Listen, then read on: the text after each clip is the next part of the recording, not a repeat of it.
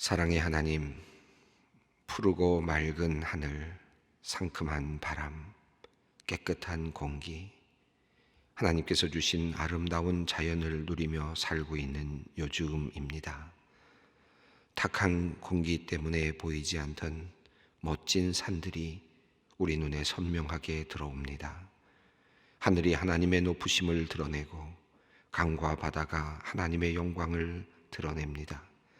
하나님, 우리로 하여금 이 아름다운 하나님의 창조 질서 속에 살 수 있게 하셨으니 참 감사합니다.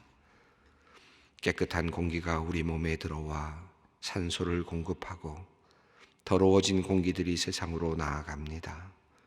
나무들이 그 공기를 깨끗하게 만들어내고 다시 생명체들이 그 신선한 생명의 기운을 마십니다. 하나님, 이 멋지고 놀라운 하나님의 질서를 누가 감히 장안할 수 있으며 만들어낼 수 있겠습니까? 하나님께서 우리에게 하나님의 형상을 주셔서 생각하고 연구하고 하나님의 창조의 법칙을 궁구할 수 있는 능력을 주셨지만 우리는 하나님의 오묘하신 손길을 결코 온전히 파악할 수 없습니다. 하나님, 작은 지식으로 하나님의 지혜와 견주려는 미련한 우리가 되지 않게 하시옵고, 하나님 앞에서 겸손하게 하나님의 창조를 감사함으로 누리는 주님의 자녀들이 되게 하여 주시옵소서. 우리가 긴 호흡을 마시고 내어 쉬는 순간 우리 몸의 수많은 기관들이 함께 일하며 생명을 키워갑니다. 놀라운 생명의 신비가 숨에 들고 나옴에 숨겨져 있음을 봅니다. 하나님, 오늘 우리들의 일상도 이러한 연합과 협동의 신비가 우리 가운데 있게 하여 주시기를 기도드립니다. 한 사람 한 사람이 모두 자신에게 주어진 일을 성실하게 감당함으로 생명의 기운을 받아들이고 죽음의 기운을 물리치는 신비로운 살림이 우리 가운데서 일어나게 하여 주시옵소서. 우리의 사회가 건강하게 돌아가고 우리의 교회가 더욱 활기차게 움직이고 우리의 가정이 더욱 행복해지는 그런 살림의 운동이 일어나게 하여 주시옵소서. 하나님, 맑은 공기 속에 보이지 않는 코로나 바이러스가 있어 우리를 위협하고 있듯이 우리가 보지 못하는 곳에 숨겨져 있는 위험한 바이러스들을 늘 조심하게 하여 주시기를 기도드립니다. 악한 생각들, 염려들, 두려움들, 게으름과 나태함, 분노와 원망, 시기와 질투, 욕심과 욕망, 지나친 경쟁심과 적대감, 죽이고자 하는 살기, 하나님, 우리의 영혼을 파괴시키고 우리의 삶을 결국 망가뜨리게 되는 이러한 영혼의 바이러스들로부터 우리를 지켜내게 하여 주시옵소서. 악한 것으로부터 거리를 두는 지혜를 주시고 접촉하지 않으려는 의지를 주시옵소서. 삼가 조심함으로 자신을 지키려는 노력이 있게 하여 주시옵소서. 그리하여 우리의 영적 건강을 지켜내며 삶의 가치를 지켜내는 주님의 귀한 자녀들이 되게 하여 주시옵소서. 하나님, 우리 대한민국을 위하여 기도합니다. 강대국의 틈새에서 생존을 해야 하는 작은 나라가 오늘날 세계인들의 주목을 받는 자랑스러운 나라가 되었습니다. 세상이 주목하는 예술인들이 있고 앞선 기술력을 가진 기업들이 있습니다. 다른 민족들이 부러워하는 시민 정신과 협동의 정신이 있고 열심히 일하는 똑똑한 국민들이 있습니다. 또한 하나님을 두려워하는 많은 백성들이 이 땅에 있습니다. 이제는 세계 선진국의 대열에 서서 이 세계를 이끄는 큰 나라가 되었습니다. 하오나 하나님, 우리에게 불치의 병과 같은 기도의 제목이 있습니다. 서로가 서로를 인정하지 못하여 패거리를 만들어 싸우는 참으로 부끄러운 모습이 우리 가운데 있습니다. 당파를 지어 싸우고 상대를 죽이고 또 죽이는 불행한 정치, 불행한 사회가 계속되어 왔습니다. 나만 옳고 다른 이는 모두 틀리는 정죄의 문화가 우리 가운데 팽배해져 버렸습니다. 여론이라는 이름으로 자행되는 도를 넘어선 살인과 폭력이 우리 가운데 있습니다. 하나님께서 이 땅을 살리시기 위하여 당신의 아들 예수 그리스도를 보내어 주셨고, 그 주님께서 우리를 살리시기 위하여 십자가에 달려 죽으시고 참 생명으로 부활하셨는데, 정작 이 땅의 교회는 이 생명의 기운, 이 생명의 선물을 누리지 못하고 있음을 안타까운 마음으로 고백합니다. 분노와 원망, 살이와 저기로 가득한 이 땅에 하나님의 사랑과 용서, 감사와 포용을 전하고 나누지 못하는 우리 한국교회를 주님께서 불쌍히 여겨 주시옵소서. 이 땅에서 빛과 소금의 역할을 감당해내지 못하는 우리의 허물과 부족함을 또한 주님 용서하여 주시옵소서. 주님 간구하오니 우리 한국교회가, 우리 소망교회가 다시 일어나 빛을 발하게 하여 주시옵소서. 생명의 기운, 생명의 능력을 온 세상에 전하게 하여 주시옵소서. 이 일을 위해 부르심을 받은 이 땅의 모든 목회자들, 성직자들을 위해 간절히 기도합니다. 하나님을 사랑하여 모든 것을 버리고 주님을 따라 나선 사람들입니다. 식지 않을 신앙의 열정을 가지고 악을 골짜기에도 빈들에도 가오리다 결단하고 나선 이들입니다. 하나님, 하오나 시간이 흘러 이들의 초심이 흔들리고 주님을 향한 열정이 식어 경건의 모양은 있으나 능력이 없는 안타까운 목회자들, 성직자들이 있음을 주님께서 아십니다. 하나님, 때로 쓰러지고 넘어지지만 하나님께서 이 땅의 목회자들의 마음을 다시 새롭게 하여 주시기를 간절히 기도합니다. 미래에 대한 두려움, 건강에 대한 걱정, 자녀와 가족들에 대한 연민, 목회 활동으로 누적된 피로감으로 인해 힘들어하는 목회자들에게 주님께서 참된 쉼을 주시고 새로운 마음과 정신을 창조하여 주시옵소서. 또한 주님께서 성령을 가득 넘치도록 부어주셔서 하나님의 능력으로 다시 일어서게 하여 주시옵소서. 헛된 일에 사용되는 도구가 아니라, 악한 일에 사용되는 것이 아니라 생명으로 사람을 살리는 귀한 일에, 복음을 전하는 일에 쓰임받는 복된 목회자들, 성직자들이 많아지게 하여 주시옵소서.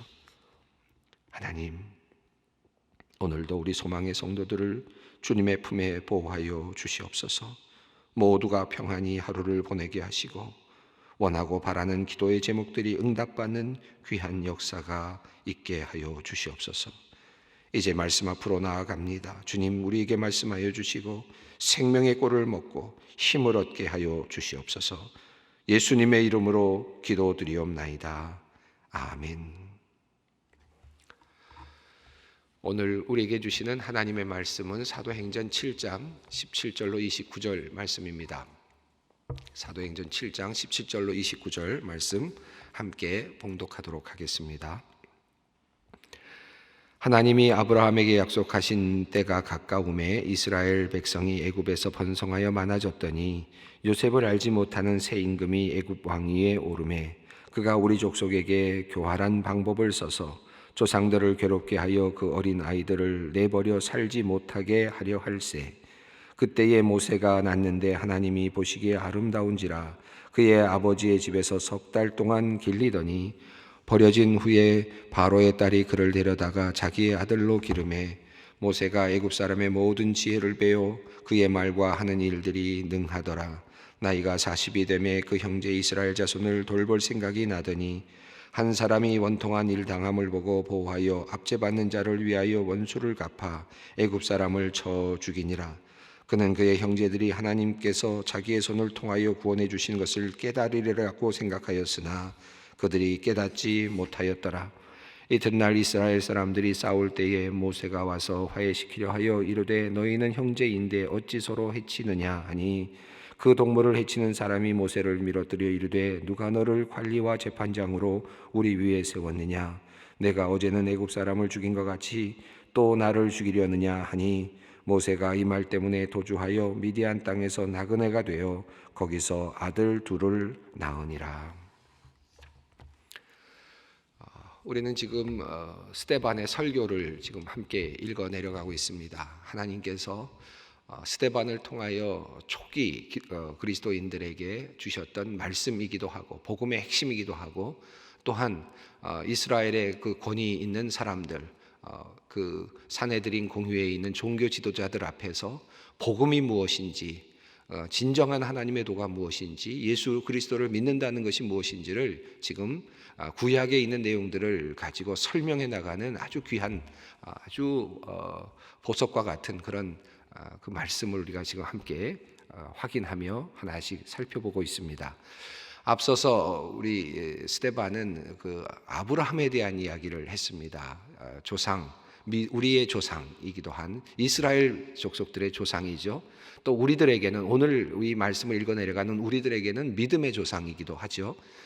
그러나 그 당시에 이스라엘 백성들에게는 아주 굉장히 중요한 이스라엘 민족의 조상이고, 그래서 그 조상으로부터 시작된 그 이야기를 이어왔습니다. 믿음이 무엇일까? 그 믿음은 우리의 궁구, 우리의 어떤 노력이나 우리들의 생각의 과정을 통해서 도달하는 어떤 지점이 아니라 하나님께서 의도적으로, 그리고 하나님께서 주도적으로 하나님께서 행동하시는 데서부터 출발한다. 우리의 신앙은 그렇습니다. 기독교는 우리가 시작되는 것이, 우리로부터 시작하는 것이 아니라 하나님께서 의도를 가지고 시작하시는 데서부터 시작되는 것이고, 하나님의 발설로부터, 하나님의 말씀하심으로부터 시작된다. 온 세상이 그랬고, 그리고 약속도 그러했습니다. 그래서 아브라함에게 하나님께서 약속을 주셨고, 그러나 그 약속은 하루아침에 이루어지지 않았습니다. 너희들의 자손이 하늘의 별과 같이 바다의 모래와 같이 많아질 것이다 라고 말씀하셨지만, 그것이 하루아침에 만들어진 것이 아니라 긴 시간을 통해서 하나님께서 이루어 가셨습니다.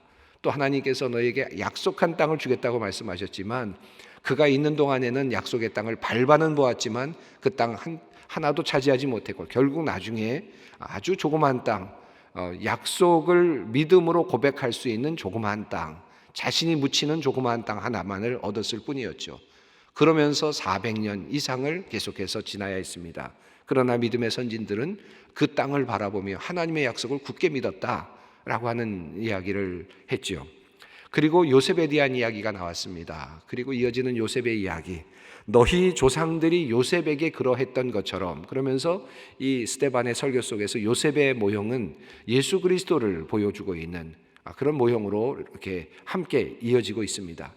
마치 너희들의 조상이, 우리들의 조상이 요셉에게 그렇게 했던 것처럼 너희가 예수 그리스도, 이 땅에 오신 예수 그리스도에게 그렇게 하고 말았다, 너희가 그렇게 했다라고 하는 이야기 전합니다. 그리고 그러나 하나님은 요셉에게 그러하셨던 것처럼 하나님은 예수 그리스도와 함께 계셨고, 그리고 더 나아가서 그가 죽은 후에 다시 살려내셨다. 요셉을 다시 일으키셨던 것처럼 하나님께서 예수 그리스도를 다시 살려내셨다라고 하는 그런 이중적인 의미를 말씀에 담아서 요셉에 대한 이야기를 전하고 있습니다. 자, 그리고 이어서 이제 모세에 대한 이야기로 이 스데반의 설교는 이제 넘어갑니다. 이 스데반의 설교는 크게 보면 이제 몇 사람의 신앙의 선진들에 대한 이야기를 전해주면서 그것이 예수 그리스도와 어떻게 연결되고 있는지를 설명하고 있죠. 그래서 모세와 관련돼서 이제 이야기하고, 앞서서는 아브라함, 그리고 요셉, 그리고 이제 모세, 그리고 이어지는 다윗, 솔로몬, 이렇게 이어지면서 이제 신앙의 선진들과 예수 그리스도의 이 사역, 예수 그리스도의 오심이 어떤 의미가 있는지를 설명하고 있는데, 오늘 그 설교의 그 흐름 중에 중간 부분에 와 있는 큰 단락입니다. 모세의 이야기, 모세는 이제 어떤 의미가 있는가 하는 것을 우리가 한번 살펴보겠습니다. 자, 17절 말씀을 함께 읽어보겠습니다. 하나님이 아브라함에게 약속하신 때가 가까우매 이스라엘 백성이 애굽에서 번성하여 많아졌더니, 자, 하나님의 백성이 번성하여 많아졌다. 이것은 하나님의 약속이었죠. 너의 자손들이 많아질 것이다 라고 하는 약속이 이루어지는데, 어디서 이루어졌느냐? 애굽이라고 하는 땅에서 이루어졌습니다. 참 놀라운데 가나안 땅에서 번성하게 만든 것이 아니라 약속의 땅에서 약속의 씨들이 준비된 것이 아니라 실질적으로는 가나안 땅에서가 아니라 애굽 땅에서 이제 애굽에서 사람들이 번성하게 되었다라고 이렇게 이야기합니다. 아브라함에게 약속하신 때가 가까움에, 그러니까 긴 시간이 기다려졌습니다. 아브라함에게 약속하신 때는 그의 인생 속에 있었던 것이 아니라 아브라함의 인생의 그 삶의 여정 가운데 있었던 것이 아니라 그의 아들의 인생 가운데 있었던 것도 아니고 손주에게 있었던 것도 아니었습니다. 먼 훗날 모세의 시기에까지 먼 훗날로 이렇게 정해져 있었고 하나님의 때가 이제 가까워 오기 시작했다라는 것입니다. 여기서 때는 카이로스가 아니라 크로노스로 되어 있습니다. 이게 좀 흥미로워요. 그러니까 우리가 보통 이런 때 같으면 카이로스적인 시간의 임재로 이해할 수 있겠는데 여기서 사용된 말은 크로노스입니다. 그러니까 우리가 인생을 살아가면서 차곡차곡 쌓여가고 있는 그런 삶의 여정.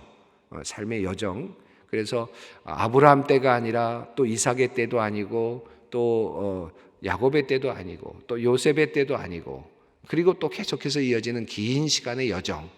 그래서 차곡차곡 쌓여가는 과정 속에서 일어나는 하나님의 때, 이 역사의 흐름 속에서 나타나고 있는 하나님의 때가 있습니다. 우리가 카이로스적인 경험으로 어떤 그 시간을 초월하는 때, 하나님의 그 때. 그래서 정말 그때는 어떤 시간 우리가 어디에 있든지 어떤 상황에 있든지 상관없이 하나님의 때를 만나는 때가 있죠. 그런데 또 한편으로는 이 시간의 흐름 속에서 자연의 그 법칙 속에서 하나님의 때를 경험하게 되는 그런 시간들이 있습니다. 뭐 아주 쉽게 표현하면 가을은 열매를 맺는 하나님의 때죠. 이것은 하나님께서 이미 세상을 만드실 때 그렇게 디자인해 두셨죠. 우리 인생도 마찬가지입니다. 모든 것들을 다 거스르고 이 모든 인생의 어떤 시간의 흐름을 완전히 거스르고 나만 홀로 거기서 빠져나와서 하나님의 뜻을 만나는 것, 물론 특별한 하나님의 어떤 섭리가 있을 때 그런 경험을 하지만 그러나 하나님의 때는 우리들의 일상적인 삶의 여정, 크로노스적인 삶의 시간 속에서 하나님의 때가 무르익어가는 그런 경우들도 참 많이 있습니다. 우리가 너무 이 세상을 너무 무시하거나 이 세상에서의 시간성을 너무 무시하고 너무 이 크로노스가 아닌 카이로스에만 집중하다 보면 크로노스가 주는 하나님의 은혜를 이 일상적인 삶의 시간 속에서 나타나는 하나님의 은혜를 놓칠 수도 있습니다. 자, 오늘 보시면 이 하나님의 때가 점점 가까워 오고 있습니다. 약속하신 때가 긴 시간 동안 차곡차곡 쌓여가고 있는데 하나님의 때가 이르렀음을 보여주는 것은 애굽에서 이스라엘 백성들의 번성함이었습니다. 이것은 이스라엘 백성, 그러니까 이 애굽 사람들 안에서 이스라엘 백성들이 번성했다. 소위 한마디로 말하면, 다른 말로 표현하면 이스라엘의 성공이었다고 할 수 있겠습니다. 이스라엘의 성공, 번성이란 말을 성공으로 바꿔도 좋을 것 같은데요. 이스라엘의 번성, 이스라엘의 성공이 이제 하나님의 때를 지금 가까이 오게 만드는 지금 하나의 신호입니다. 그러나 이 이스라엘이 애굽 땅이라고 하는 세상에서의 번성함, 성공은 마침표가 아니었다는 것을 우리가 이 본문에서 알 수 있습니다. 마침표가 아닐까? 그리고 그 자체가 목적이 아니었다. 번성함이, 성공이 목적이 아니라 이제 번성함을 통해서 하나님께서 그들을 이끌어 내시려고 하는 진정한 때가 오고 있었다는 것이죠. 우리가 이 세상에서의 번성, 이 세상에서의 성공, 우리가 하나님의 그 섭리를 이 세상에서의 성공이나 이 세상에서의 번성에만 마침표로 놓고 이 세상을 디자인한다면 하나님의 때와는 사실은 관계없는 또는 비껴가는 그런 관점이 될 수도 있습니다. 하나님은 지금 애굽이라는 나라를 우리 이 세상이라고 하는 것으로 한번 대입해서 생각해 본다면 이 세상 속에서 번성하고 이 세상 속에서 성공하는 때가 됐는데 실제로는 그때가 결국은 어떤 때입니까? 하나님께서 이제 그들을 약속의 땅으로 끌고 내려가기 위한 그 출발점이 되는, 그러니까 마침표가 아니라 출발점이 되는 그런 시간이었다는 것을 우리가 기억할 수 있습니다. 자, 18절 말씀 읽습니다. 요셉을 알지 못하는 새 임금이 왕위에, 애굽 왕위에 오르매. 요셉을 알지 못하는 새 임금. 이 말은 참 유명한 말이죠. 요셉을 알지 못한다라는 말을 참 많이 우리 믿는 사람들도 많이 사용하는데, 요셉을 알지 못하는 새 임금이 이제 애굽 왕이 올랐다. 요셉을 알지 못했다는 말은 요셉이 애굽 땅에서 했던 그 역할과 그리고 그 공헌에 대해서 알지 못하는, 아니면 알지 못했다기보다는 그것을 의도적으로 알지 못하기로 결정하는, 다시 말하면 그것을 회피하기로, 그 역사성을 회피하기로, 그것을 없애버리기로 노력하는 왕이 나타났다고도 볼 수 있겠고, 그것은 정치적인 의도였을 수도 있겠죠. 애굽에서 요셉을 알지 못하는 애굽 왕이 나타났다는 말을 다른 말로 표현하면 하나님을 알지 못하는 왕이 나타났다라는 말로도 바꿀 수 있겠죠. 하나님에 대해서 알지 못하는, 또 요셉을 알지 못하는 임금이 왕위에 올랐습니다. 그런데 하나님을 알지 못하고 요셉을 알지 못하는 왕이 올라왔는데 그때가 하나님의 때가 되었다. 그러니까 하나님의 때는 우리가 인생을 살면서 반드시 하나님을 아는 사람에 의해서만 이루어지는 것이 아니라 하나님을 모르는 사람들, 하나님을 모르는 정신, 하나님을 모르는 사상, 이런 것들이 지배할 때 도리어 하나님의 때가 이럴 때가 있고, 또 그런 정신들이 활동하고 있을 때 하나님의 놀라운 때가 임하는 것을 종종 보게 됩니다.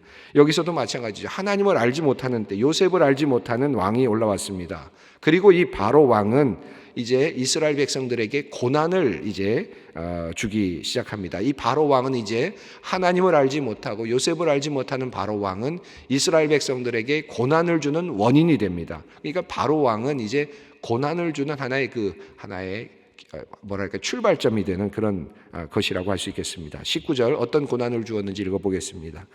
그가 우리 족속에게 교활한 방법을 써서 조상들을 괴롭게 하여 그 어린아이들을 내버려 살지 못하게 하려 할세. 사실 이것만 이야기했지만 출애굽기에 보면 바로 왕이 그들의 노역을 더 어렵게 만들고 더 힘들게 만들어서 이 남자아이들이 점점 더 많아지지 못하게 하는 그런 일을 했죠. 그리고 더 나아가서 남자아이가 태어나면 모두 죽이게 되는 그런 일들을 했습니다. 여기 어린아이들을 내버려 살지 못하게 한다라는 말은 아이들을 이제 내버려 남자아이들을 이제 죽이라고 하는 명령이라고 할 수 있겠습니다. 자, 이렇게 해서 바로는 나름대로 이스라엘 백성들을 이제 압박하고 그들을 더 이상 번성하지 못하도록 하려고 하는 의도를 가지고 그렇게 박해를 했다라고 하는 것이죠. 이런 박해를 했는데 20절 읽어봅니다. 그때에 모세가 났는데 하나님이 보시기에 아름다운지라 그의 아버지 집에서 3달 동안 길리더니. 하나님이 보시기에 아름다웠다. 이 말은 물론 우리가 출애굽기를 보았습니다마는 그의 용모가 준수했다, 인간적으로 참 아름다웠다, 엄마 아빠가 보기에도 아름다웠다라는 의미도 되겠지만, 또 하나님이 보시기에 아름다웠다라는 말은 하나님의 아들로서, 하나님의 어떤 자녀됨으로서의 어떤 그런 모습이라고도 볼 수 있겠습니다. 하나님께서 자신의 아들을 예수 그리스도로 보시면서 나는 나의 사랑하는 자요 기뻐하는 자라고 말씀하셨던 것처럼, 모세는 하나님의 아들과 같은, 하나님의 어떤 자녀와 같은 어떤 그런 자격을 가지고 있는 그런 모습으로 태어났다는 것을 묘사하고 있습니다. 21절 버려진 후에 바로의 딸이 그를 데려다가 자기 아들로 기르매. 22절입니다. 모세가 애굽 사람의 모든 지혜를 배워 그의 말과 하는 일들이 능하더라. 하나님께서 모세를 그 어려움 가운데서, 태어날 수 없는 상황 속에서도 태어나게 하셨고, 그가 안전하게 보존되게 하셨고, 그리고 그 땅에서 최고의 교육을 받으면서 자라나게 하셨다. 그 나라의 애굽 사람들의 문화를 배우고 그들의 지혜를 배우고, 그래서 그의 말과 하는 일들이 능하였다 하는 이야기를 합니다. 이 모습, 우리가 지난 시간에 요셉에 대한 이야기를 예수 그리스도와 연결해 보았는데, 이 이야기도 흐름을 보면은 마치 예수 그리스도의 이야기를 하는 것 같지 않습니까? 태어나게 하려고 하지 않는, 그래서 예수님이 태어났을 때 그 지역에 있었던 많은 아이들을 다 죽이라고 했던 그런 헤롯의 명령, 그럼에도 불구하고 하나님께서 그를 안전하게 보호해 주셔서 생명을 보존하게 하시고, 나세렛이라고 하는 동네에서 그가 키가 자라고 지혜가 자라게 되어서 모든 것을 알아가게 되시는, 그래서 하늘의 지혜도 충만해지시고 이 땅의 지혜도 채워가시는, 성장해 가시는 예수 그리스도의 모습과 지금 모세가 이렇게 살아왔던 모습과 상당히 비슷한 모습으로 나타나고 있습니다. 자, 구원자, 이스라엘의 구원자는 그렇게 준비되고 있었습니다. 모세이죠. 자, 이 모세는 말이 능했다라고 했는데 출애굽기 4장 10절을 보면 내가 입술이 둔하다 라고 말하고 있잖아요. 그래서 이게 성경과 배치되느냐? 아마도 그런 것 같지는 않고, 모세의 그 사역을 보면 모세가 결코 말이 둔한 사람은 아니죠. 그가 출애굽기에도 이야기하는 것을 보면 아론을 앞세워서 이야기를 많이 했지만 모세 역시 출중한 그런 언변가이기도 했습니다. 그가 하나님 앞에서 이야기했던 것은 인간으로서의 자기의 한계, 그리고 또 사실은 자기에게 주어지는 그 책무를 조금 더 피하고 싶어하는 그런 마음이 있지 않았을까 생각이 듭니다. 자, 23절 읽어봅니다.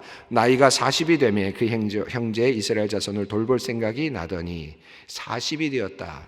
40살, 40살, 40살 이렇게 나눠지죠. 그대로 그 이야기를 실바는 따라가고 있습니다. 재미있는 것은 40이 되매 있는데, 되매라는 단어인데 여기서 에플레루토라고 하는 단어를 사용하고 있습니다. 이 단어는 플레로라고 하는 단어에서 나온 단어고, 이것의 근간으로 가면 연관된 같은 단어의 그 내용은 플레레스입니다. 그러니까 지난번 제가 계속 이야기해서 아마 여러분 기억하실 텐데, 플레레스는 어떤 것입니까? 점점 채워져서 가득 차는, 그렇죠? 그래서 점점 영향력을 발휘하게 되는 그런 시간인데, 40이 될 때까지 한 번에 그 순간이 딱 된 것이 아니라 이제 40이 채워져 가는 것이기도 하고, 그의 생각이 점점 더 가득 차가는, 민족을 향한 마음이 점점 더 성숙해가고 더 채워져 가는 상태, 그래서 40이 채워지는 그런 의미입니다. 자, 그래서 그는 이제 이스라엘을 돌볼 생각이 났습니다. 이 민족을 위해서 내가 일을 해야 되겠다라는 생각을 했는데 24, 25절 읽습니다. 한 사람이 원통한 일을 당함을 보고 보아야 압제받는 자를 위하여 원수를 갚아 애굽 사람을 쳐 죽이니라. 그는 그의 형제들이 하나님께서 자기의 손을 통하여 구원해 주시는 것을 깨달으리라고 생각하였으나 그들이 깨닫지 못하였더라. 한 사람이 압제당하는 모습을 보고 울분이 생겨서, 분노가 생겨서 애굽 사람을 쳐 죽이는 일이 일어났습니다. 그러면서 모세는 어떤 생각을 했습니까? 이렇게 하면 내가 애굽 사람을 이제 애굽의 왕자가 된 이스라엘 사람이지만, 이 모세가 이제 애굽 사람들의 편이 되어서 내가 이들을 구원해 내리라고 하는 것을 민족들이 알아주겠지라고 생각했는데 실제로는 알아주지 못했다는 거죠. 그 다음 날 형제들이 함께 싸우는 데가 가서 너희가 왜 싸우느냐, 동족끼리. 그랬더니 우리가 언제 당신을 우리의 치리자로 세우느냐, 우리 이제 재판관으로 세우느냐라고 도리어 반문하는 그런 상황이 되었습니다. 요셉을 하나님께서 치리자로 세웠다라고 했는데, 지금 모세가 이스라엘의 백성의 치리자가 되려고 자기 스스로 마음의 결심을 하고 때가 되어서 스스로 결단하고 그렇게 나아갔지만, 이스라엘 백성들은 그것을 인정하지 않았던, 누가 너를 그런 자리에 세웠느냐라고 받아들이지 않았다라고 하는 그런 이야기입니다. 처음 자기 자신이 스스로가 이스라엘의 지도자가 되기를 원했던 모세의 시도는 실제적으로는 빗나가고 말았고, 실패자가 되어 결국은 도망가는 그런 신세가 되었다 하는 이야기입니다. 이제 우리가 내일도 이어지는 이야기가 모세의 이야기입니다. 오늘은 여기까지 함께 살펴보겠는데, 하나님의 때, 이 크로노스적인 시간, 이 시간 속에서 나타나고 있는 하나님의 섭리, 이것을 또 한번 깊이 생각하면서 오늘 이 가을에 열매를 생각하시면서 나의 삶을 돌아볼 수 있는 오늘이 되었으면 좋겠습니다. 함께 기도하겠습니다. 하늘에 계신 우리 아버지, 아버지의 이름을 거룩하게 하시며 아버지의 나라가 오게 하시며 아버지의 뜻이 하늘에서와 같이 땅에서도 이루어지게 하소서. 오늘 우리에게 일용할 양식을 주시고 우리가 우리에게 잘못한 사람을 용서하여 준 것 같이 우리의 죄를 용서하여 주시고 우리를 시험에 빠지지 않게 하시고 악에서 구하소서.